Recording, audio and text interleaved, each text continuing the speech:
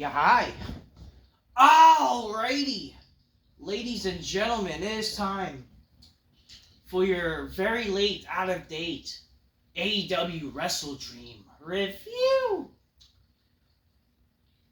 This is definitely one of the most boring wrestling shows I've seen. Especially this is a pay-per-view you have to spend like what? $50 on a pay-per-view. Thankfully, I did not waste my money. I'm not like these stupid people who's gonna buy these pay-per-views. You know, obviously, shout out to the people who stream it. That way we can watch it. Like, God bless those people. I don't know if that's a problem to mention it, but I'm sorry. Like, why would I waste my time? And like, this is nothing you're worth getting fucking in trouble about. Who the fuck cares? Like, the law won't care that you're fucking wasting. You're fucking trying to stream this shit. Because again, at the end of the day, who the fuck cares about AEW? It's not like you're watching an actual big fucking show. Anyways, this show sucks, okay? This show was boring. It's just, this show, it's a pay-per-view you have to spend money for. And this show really had no build-up, no real proper story build-up for this show, aside from kind of one match. But like, at the end of the day, there's like, who the fuck really cares about this show? This show was just felt like a real throwaway, just Dynamite on a pay-per-view, okay? That's what it was. It's really just a glorified Dynamite for like 3-4 hours for no fucking reason, really, okay? It's just like, and it's the show's called WrestleDream. What is there, like, you know, when you think of a show called WrestleDream, which by itself should kind of feel like a WrestleMania type of pay-per-view for AEW, yet this was like a throwaway, nonsensical pay-per-view that they decided to have in October. And this pay-per-view is supposed to honor Antonio Inoki. Like, who the fuck cares about Antonio Inoki? I hate to be that person, but who really cares? Like, what's with this hard on for Tony Khan to honor Antonio Inoki? You already did it last year. Why is this pay-per-view honoring Antonio Inoki? Like, Antonio Inoki, he's like only well known as a Japanese wrestler. It's not like he has a big impact in American culture, in America. Okay, why should we pretend to fucking care about Antonio Inoki? What is it? Tony Khan's dream to get pegged by this guy? You know he's going to get pegged by some big Japanese dude, and he never got to. That was his big dream, and the dream is to showcase freaking Japanese people. I don't fucking know. It's Tony Khan's fucking weird, man. This show should, again, it's a pay-per-view. The logic of pay-per-view should be doing something big, always on a pay-per-view, trying to showcase the best of AEW, especially this is October. This is an October pay-per-view. I don't get the gimmick behind WrestleDream. Like, what is the gimmick behind the idea of WrestleDream? Because, again, it is a nice name to probably showcase maybe the best matches, maybe the best dream-ups, maybe to also, I don't know, showcase some stories and characters. But no, this show really felt like, honestly, a throwaway, nonsensical, indie-style booking wrestling garbage. That's what this show was. It really just felt like a glorified indie garage fed that's on pay-per-view with a lot of money. They're lucky to do it. That's what this show was. This show did not feel any big time at all. No love was given to this shit. It's whatever, okay? It's whatever. That's what this show was, okay? Grab your Coca-Colas, drink it magnificently, aspire me some bitches go, oh shit.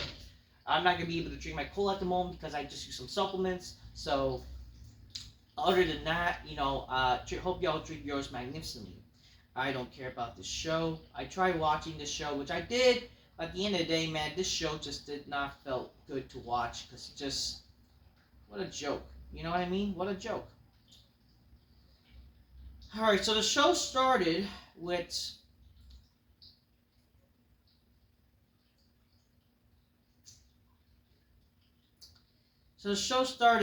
Brian Cage. Yes, Brian Cage winning the TV championship from some guy named Atlantis Jr. Again, why are we showcasing ROH shit? And so much for Brian Cage. Like, Brian Cage could be something in AEW, could be one of the big stars they have. Like, a guy who looks like him, and yet he's like being wasted. This is the problem with AEW. Again, a lot of these wrestlers are just wasted for garbage.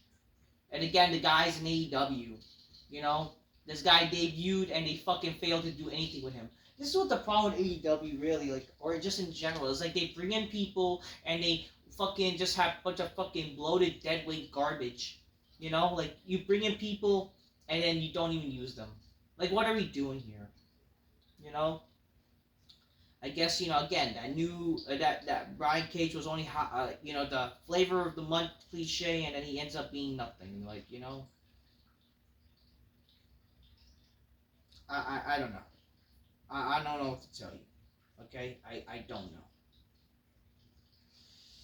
Then after that, they had Rico. Yeah, Rico, ladies and gentlemen. Speaking of like deadweight, more deadweight. This time Rico shows up in WWE. Remember Rico, ladies and gentlemen? Manager for Billy and Chuck, the Zoolander type of character. I don't know. I mean, I like Rico. You know, it's good to see him again. It just sucks that he just was wasted. Like, what was the point? You know, like, what was the point of this? They did this on a pre-show, and no one's gonna remember this shit. What was the point of this? They literally did this stupid shit just to waste our time, or just nothing paid off from this. There was no payoff. It's just like, get it? We have Rico. Pretend to like this show now because we're gonna try to remind you something that was good years ago, and it's gonna be in a sad manner because no one really cares. So they paired Rico with the Maximum Male Models, or whatever the fuck. Basically, Mansoor and Mace. You know, whatever. The MMX. I don't even know what the fuck. MXM collection, whatever the fuck they call themselves. Mansoor and Mace. Mansoor, you're already off of WWE. Now you're still on gay character. It makes you question, like, what is Mansoor's real intention as a wrestler or as a person? I don't even know. I don't know. He's just lucky that Saudi is not going to kill him. I mean, I guess this is, you know, it works because, get it, you know, whatever, Rico's with them, I guess, but it's not gonna last anything, you know. Billy Gunn comes face to face with Rico and calls him out for trying to force Gunn to marry Chuck at SmackDown 22 years ago. Well, so it just sucks how times have gone by, you know, just how shitty shows have become. But yeah, this amounts to nothing because the Acclaim defeats the Maximum Male Models and nothing happens from this, and then Rico gets hit, whatever. The CEO, Mercedes, shows up to the arena, and then she's trying to find her locker room, but then Queen Amamata, whatever the fuck this bitch is, whoever the fuck this bitch is, she's like, you know, Mercedes has an attitude, and then Mercedes says she doesn't care, and she's looking for a locker room. So Mercedes or Sasha Banks, whatever, she's looking for a locker room, but yet she's not fighting on the show. What sense does that make? And you know the sad thing is, this leads to, get it? A match is announced for Dynamite. So great, you wasted our time. And how does it make any sense that Mercedes showing up to SmackDown, or whatever, not SmackDown, freaking stupid WrestleDream, and she's gonna have a match with Queen Anna, whatever the fuck that bitch is, on AEW, on Dynamite. So what was the point of this shit? Just to set up a stupid match to watch on free TV, even though no one's gonna really care. And I don't know. I don't fucking care. We see a tribute for Antonio Inoki and Tony Khan inviting out his grandchildren, but production played the show's music and graphics before Tony Khan even finished. What does this fucking tell you? What does this tell you about AEW when it's been around for 5 years, and they still don't know how to run proper production? Like, there have been so many production botches for this show, or botches in general. They don't know how to do shit. I understand that WWE makes mistakes too, but they've been around for 30 fucking years, and they had less mistakes. They had less mistakes in 30 years, or whatever the fuck, than Tony Khan has in 5 years.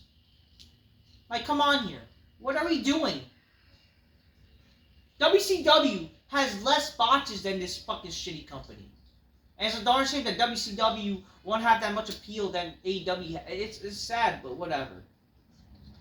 Apparently, people say this was a missed opportunity for Christian Cage to come out during this segment, because how him being like the Fire of the Year gimmick. I mean, it would have been cool because Christian Cage didn't even do anything on this show, sadly. So, whatever. Speaking of botches, I forgot to mention this shit, but anyway, who cares though? But like, Anna Jay's fucking hot. Anna Jay, she's invited to the big black couch, make her go, oh shit. She defeated Harley Cameron. And guess what? The referee helped the bitch won. Like he helped Anna Jay win because the freaking Harley, whatever the fuck, this Harley dumb bitch did not even follow the match properly, and she did not have her shoulder in the mat. So the referee had to help the bitch lose in this scripted match.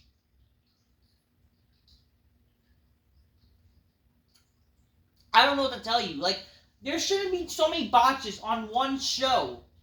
Then, like, in a few months, I don't know. There's been stupid botches on this show. It's so stupid, We got a stupid group called the Outrunners and the Calamari, whatever the fuck this stupid group is. They defeated premier athletes in Dark Order. No one cares. Okada is shown backstage. He's medically clear, yet he arrives at the Cold without a match. Okada says he's here to support the Elite despite not having a match, and then Kyle O'Reilly shows up and says, I respect you. Let's have a match for the title. And then Okada says no, and then at least Kyle O'Reilly smacking him for no reason. So much for being a babyface, and they get separated and get ejected from the arena. How does this make any sense as a babyface? I don't know what to tell you. Let's move on to the actual show now. So that 0 hours is just a waste.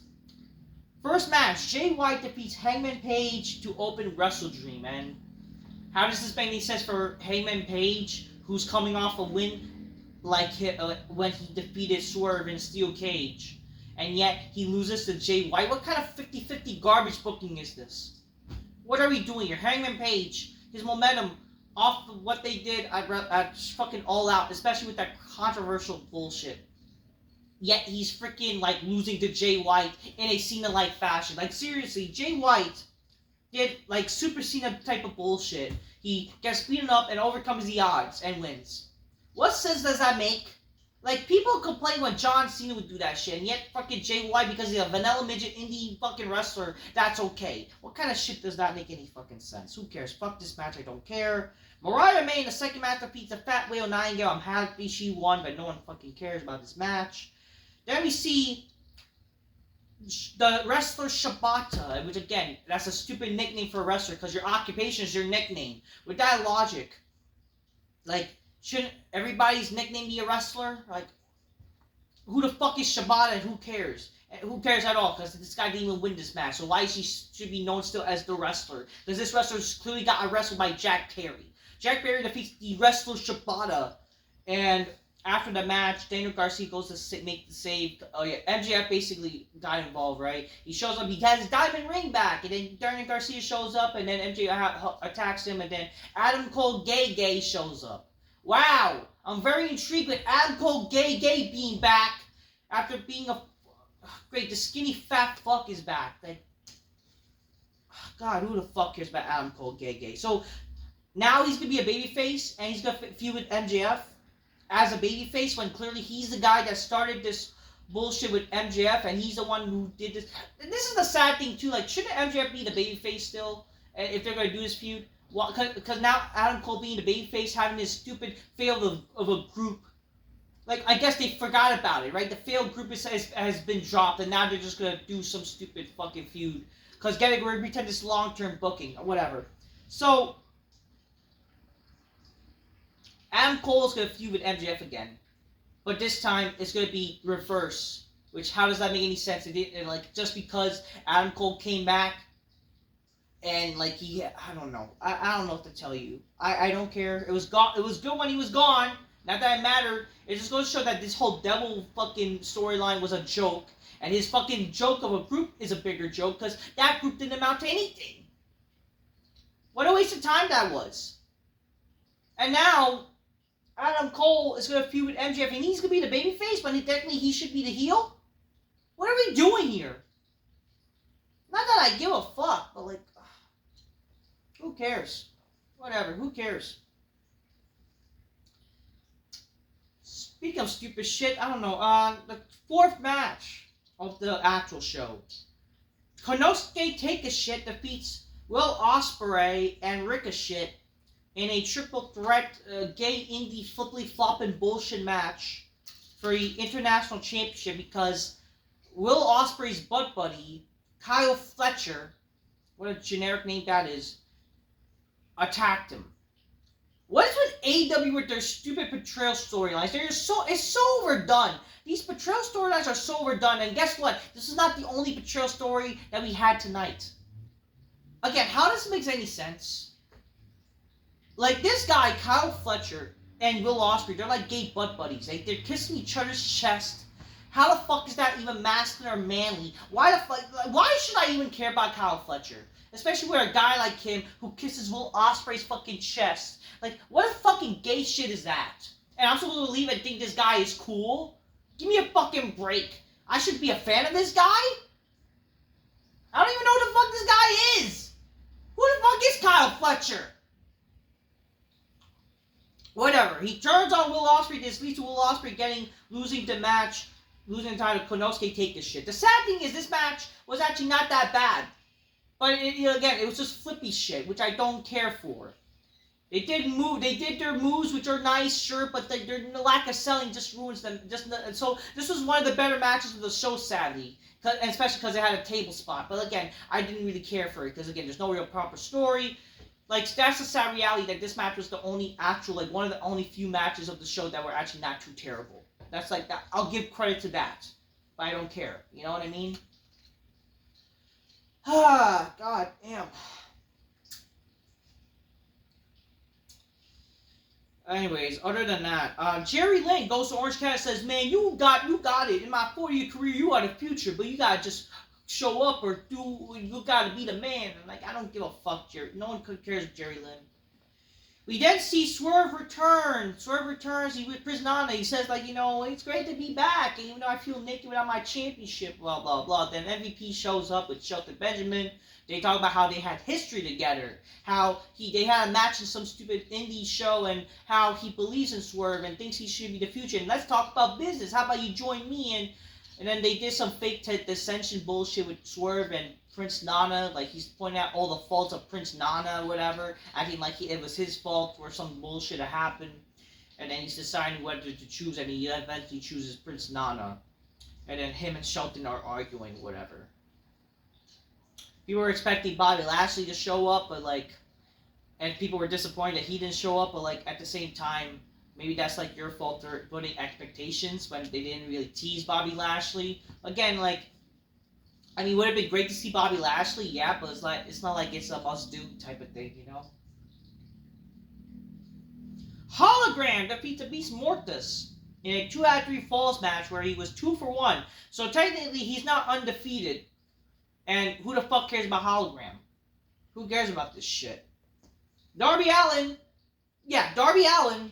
defeats Brody King. I don't care for this match. There's no real story for this, and who cares? But how does it make any sense for Darby Allin to beat Brody King? I mean, I guess if he's going after the world title, sure. But, again, defeating a guy like Brody King. I don't even care for Brody King, but he's, a big guy, and then he loses to, how does it make any fucking sense? I don't care, man. I don't care. They pretend there's a story because they mentioned some stupid shit in the past between them, and no one cares. Young Bucks defeat Private Party, no one cares. Mark Briscoe defeats Chris Jericho to retain his ROH champion. Again, why are you doing non-AEW title match? I don't fucking care. It's just a joke that, again, I like Jericho, but what a joke this is for Jericho. Why is he losing to Mark Briscoe, and why are we doing it? I don't care. I don't know. The main event.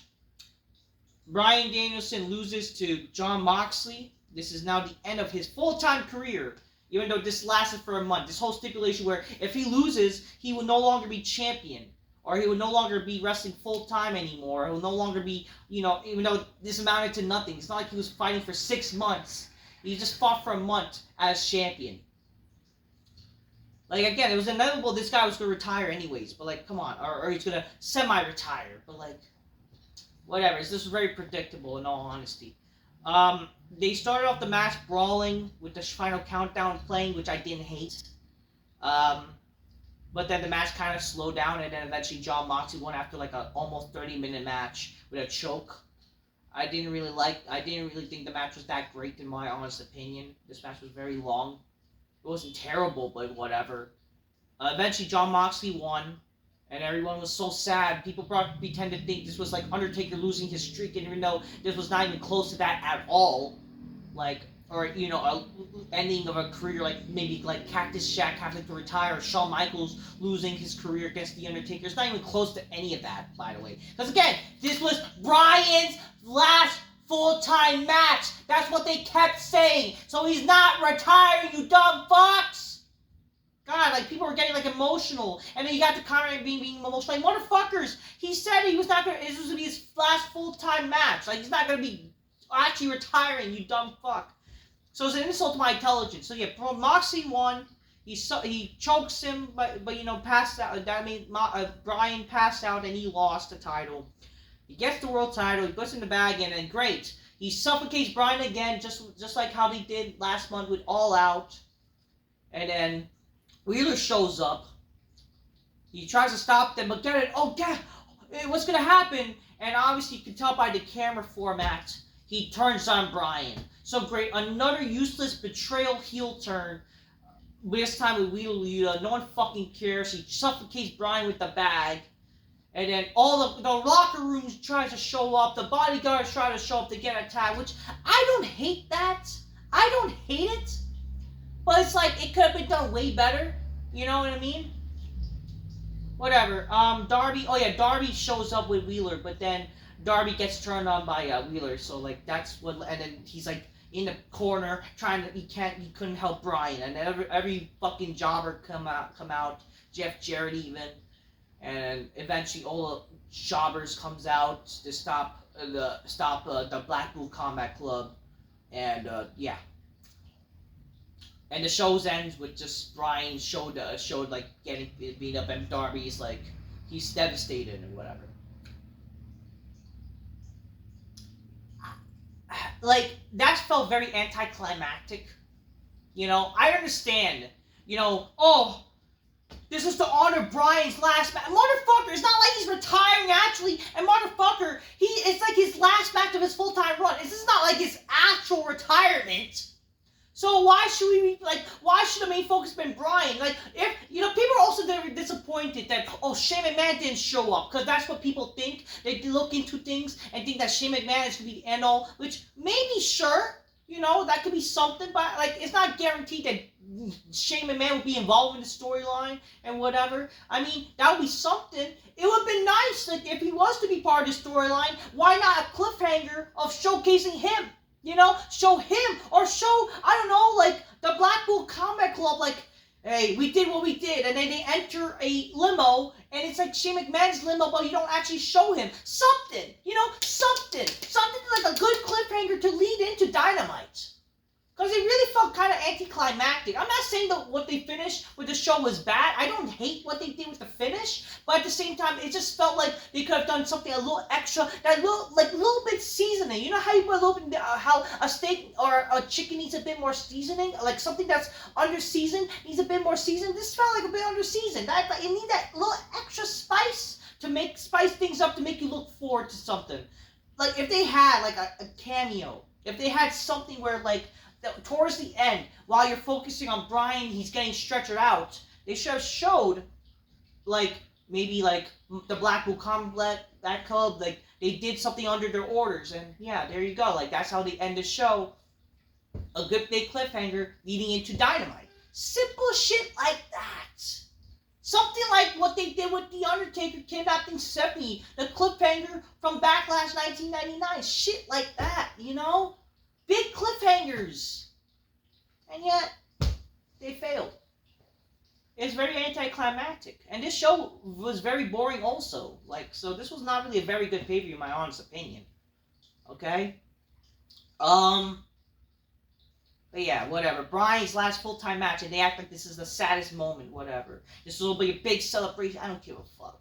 Who cares? You know, and people act like this is like Bryan's actual retirement, and they're very emotional. Motherfucker, it's his last full-time match. He's becoming a part-timer. You dumbasses. Ugh. Whatever. So that was WrestleDream. This was definitely a dream of garbage. Like, this was... When you dream of garbage wrestling, that's what this shit was. That's what I done gotta say. I'm just keep it real. Get your gains. Close my Misty. Fire Miss Bitches go, oh shit. That's what I done gotta say. Very boring show. I did not really care for the show that much. Very indie-ish, you know? That's what the show was. Very indie-ish. I don't think there's nothing much to really say. Really. I think, like, this show was just not done good at all. Okay? And I really failed. Because, like, they didn't build this up show well. Lack of stories and characters, like, build up, you know, I don't care, you know? This show was really that good, okay? Very lame, very boring. That's what I'm done to say. Until next time, peace. Yeah, bye. Screw this show. I mean, it would have been cool to see Bobby Lashley, Shane Man fight, but, like, you know, it's not like they were, like, planned, you know? So people looked into it much, but it's just, in general, the show wasn't really that good, folks.